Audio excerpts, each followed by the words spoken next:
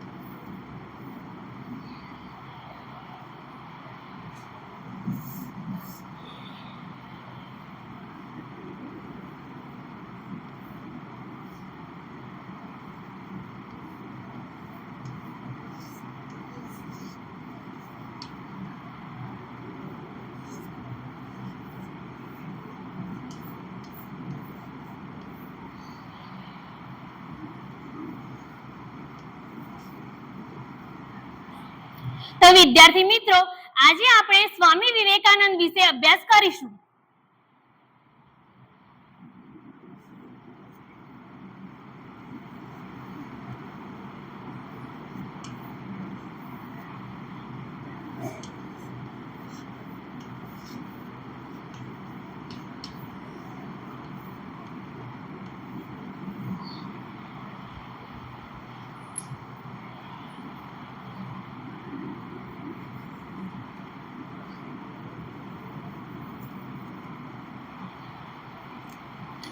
સ્વામી વિવેકાનંદનો જન્મ 12 જાન્યુઆરી 1863 ના રોજ કોલકાતામાં થયો હતો.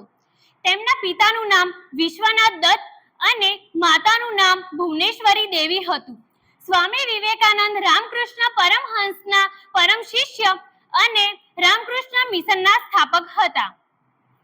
અમેરિકામાં શિકાગો શહેરમાં ભરાયેલ સર્વધર્મ સંમેલનમાં તેમને ભાઈઓ તથા બહેનો ના સંબોધનથી વધુ પ્રચલિત થયા હતા. તેમને ઉઠો, જાગો અને ધ્યેય પ્રાપ્તિ સુધી મંડ્યા રહો એવો ઉપદેશ આપ્યો હતો. 20મી સદીમાં તેમને મોટા ભાગના નેતાઓ અને તત્વચિંતકોએ તેમના વિવેકાનંદના અભ્યાસને સ્વીકાર કર્યો છે.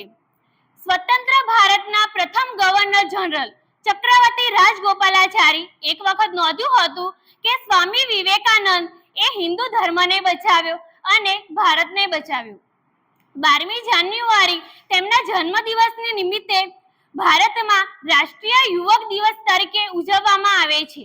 આ એક ઉત્તમ શ્રદ્ધાંજલિ હતી, કારણ કે સ્વામી વિવેકાનંદના મોટા ભાગના લખાણો એ ભારતીય યુવાનો પર હતા અને પ્રાચીન ભારતમાં મૂલ્યોને કઈ રીતે જાળવી રાખવા તે અંગેના સૂચનો પણ હતા.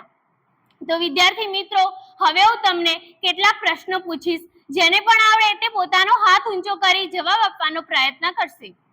સ્વામી વિવેકાનંદનો જન્મ કઈ સાલમાં થયો હતો? બોલો રાહુલભાઈ. બરોબર. સ્વામી વિવેકાનંદની માતાનું નામ શું હતું? બોલો આરતીબેન. સરસ. સ્વામી વિવેકાનંદના પિતાનું નામ શું હતું?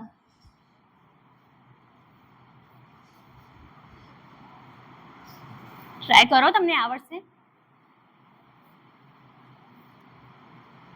બોલો તન્વીબેન. સરસ. રામકૃષ્ણ પરમહંસના પરમ શિષ્ય કોણ હતા?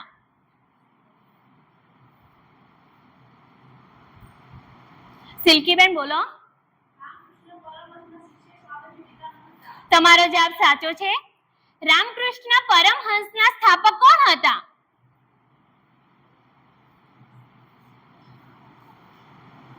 બોલો પરવીનબેન. Very good. સ્વામી વિવેકાનંદે કયો ઉપદેશ આપ્યો હતો?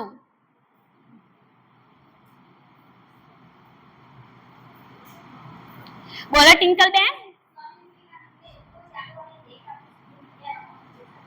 ખૂબ સરસ. સ્વતંત્ર ભારતના પ્રથમ ગવર્નર જનરલ કોણ હતા?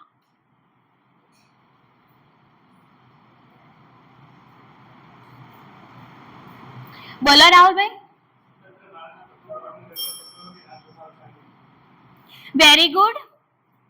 12 જાન્યુઆરી ભારતમાં કયા દિનની ઉજવણી કરવામાં આવે છે?